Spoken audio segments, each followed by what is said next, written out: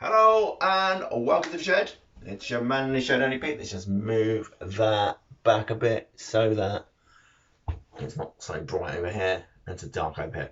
So we done a poll a couple of months ago on YouTube to say what would we like. Would we like before World War One up to the end of World War Two, or wars throughout the years, day by day, or space in the solar system? Now, World War One and to the end of World War Two, or before World War One to the end of World War Two, and what happens after that is what won, which is fantastic, and that will be coming soon.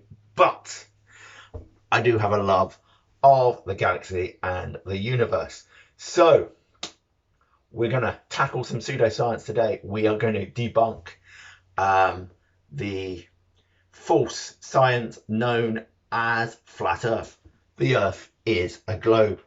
Anyone with half a brain will know that. Now let's put out some facts here. I am your man in the shed, Andy P. I am not Dr. Andy B, Professor Andy P. I don't have a PhD. I don't have science.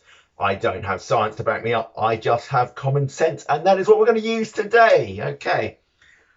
I will accept that I do watch Professor Brian Cox.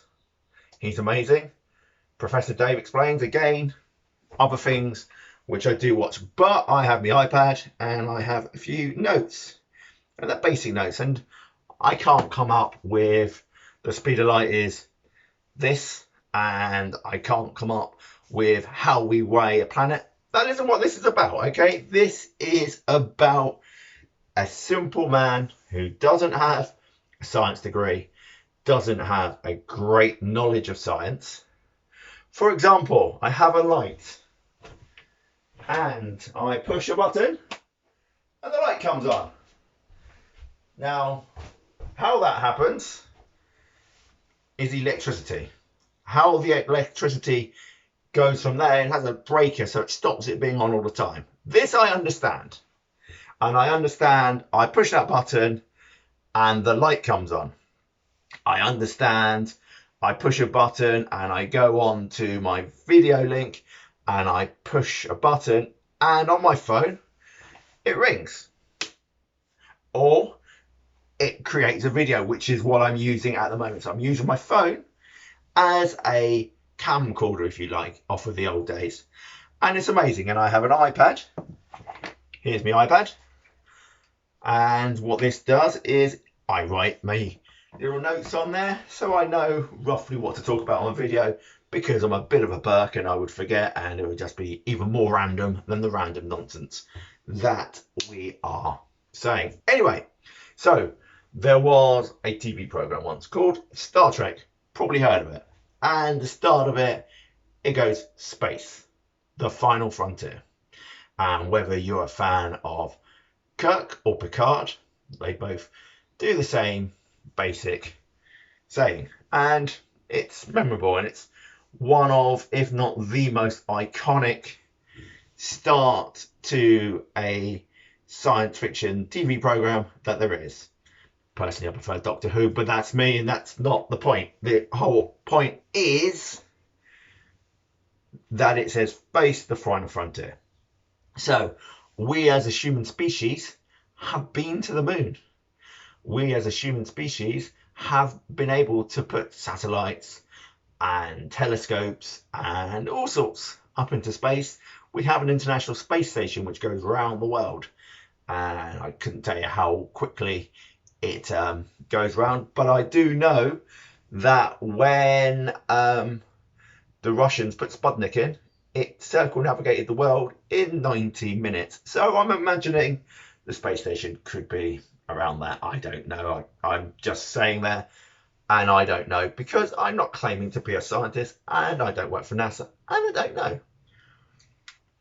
So I'm not going to give you BS, which I'm not an authority about, because that's not what my channel's about.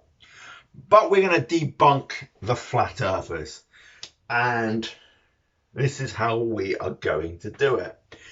I have got 4 things which will prove that they are a lie, and I'm also going to get a few props. Okay, one, if I can find them.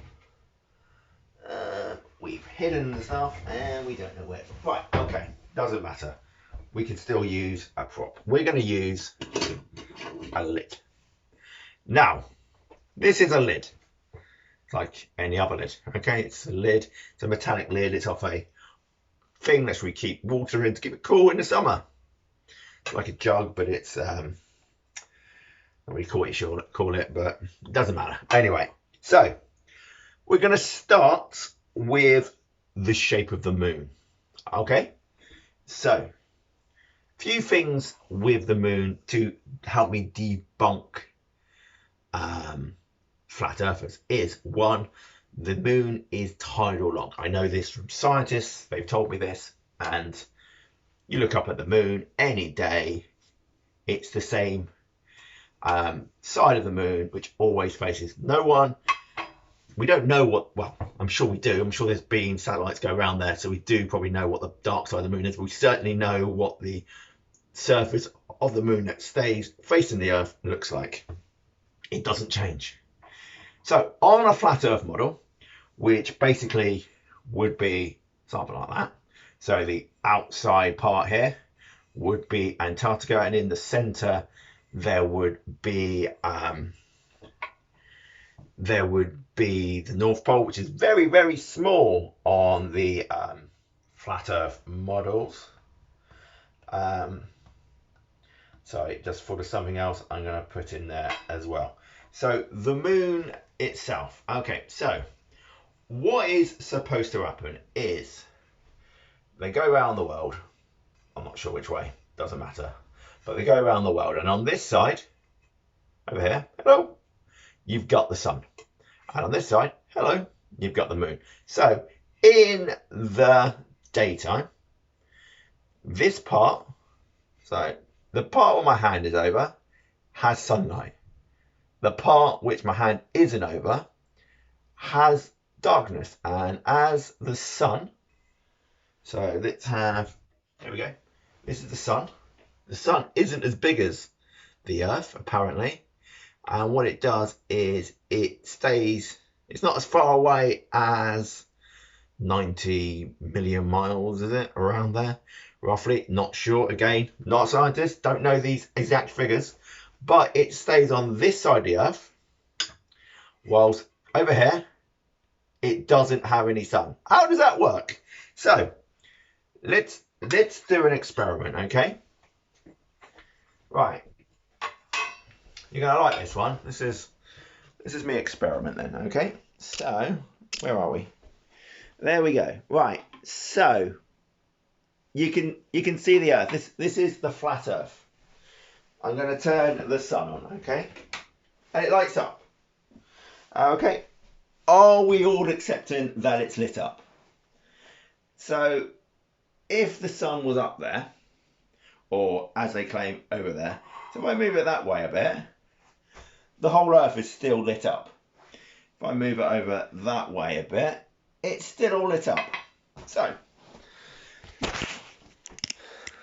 as we are all aware, I'm going to turn that light off because it's a bit bright.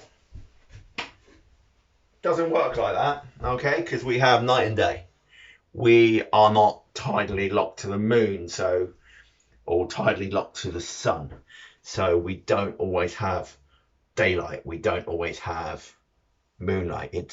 We don't always have darkness or light. It is rotating, so that we always, it rotates. And a little fun fact here for you people is the amount of daylight on any part of the world is the same.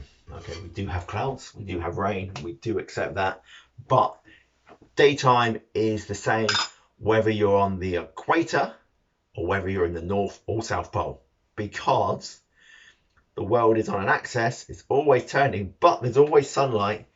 So let's say half the time the world is daytime and half the time the world is nighttime. And we know this in the North Pole, you get a very long night and a very, very long day. And in the South Pole, it's the opposite. So going now to the seasons, when you're in the South Pole, when you're in the Southern Hemisphere, If it's spring in the northern hemisphere, then it's autumn or fall in the southern hemisphere. When it's summer in the north, it's winter in the south, so on and so on. That's how the globe works. It isn't flat. Sunsets do not work if you have a sun, how flat earthers claim. Seasons cannot work the way they claim. The difference is, in one model, you can explain without reasonable doubt, with absolute positivity, how the planet rotates and how the moon works. How do you get, with a flat earth, how do you possibly get an eclipse of the moon? Which we get, and all flat earthers can't deny that there are eclipses, because it happens. One happened in London in 2020. Oh, sorry, 2000. I know, I saw it. They happen regularly. Also, how, as a flat earther, can the mathematics, which I'm not going to go into because, as I say, I don't know the maths, I don't understand the maths, but within a minute, they can tell you when the next eclipse is going to be and where in the world it's going to be. You can't do that with a flat earth model. Okay, now we're going to go and move on from that bullshit of the flat earthers, and we are going to talk about the stars in the sky. Now, if it was a flat earth, which they claim, how come the southern hemisphere and the northern hemisphere have different stars? So in the northern hemisphere, we can see the northern star. Not sure what it's called. Again, I'm not a bloody scientist. I'm not a physicist, but I do understand you can see the northern star. And as you go round the curvature of the Earth, you will get different stars. So where I live in the UK, in the south of the UK as well, if it gets dark enough, which, let's be fair, I live in a city, it doesn't really get that dark, you will see different stars here in the UK because of our latitude to what you'd see in the North Pole. Also, you would see different stars here in the UK, completely different stars to what you'd see in Sydney and Australia or the South Pole or China. They would also change slightly if I went to the south of France, because you can see a little bit more south, but you can't see as far north, because that's the way the globe works.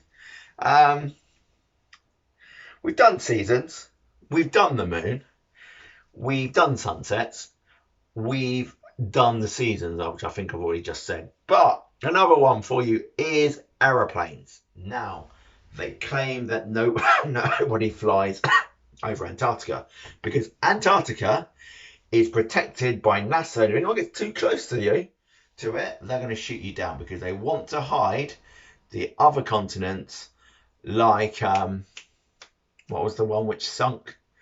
Doesn't matter. Patagonia, places like this are in New Zealand. Apparently, nobody has made a video of this in New Zealand. Is they claim that in the summer in New Zealand, a little gateway opens and you can go through it and you can go to these other continents, stuff like that. But if you look at a flat earth model, I beg you all to go and look it up online. I don't have a copy of it because I don't believe in that shit. So anyway, basically the world is a globe. So it's the globe as we know it, but it's just turned into a circle. So if you were to fly, and you can do this, you can go online in about a minute and check whether you can get these flights. Okay, so I can fly from London to New York, and then New York to London. It takes about 7 hours to get there and about 8 hours to get back, or depending on which way the Gulf Stream's going. Generally, it comes towards us from America. That's why if it snows in America today, about 10 days later, we potentially could get snow, but we don't tend to get much of it. So it takes a little bit longer, I believe, to fly, but not a lot. We're talking about an hour in an 8-hour flight isn't too bad.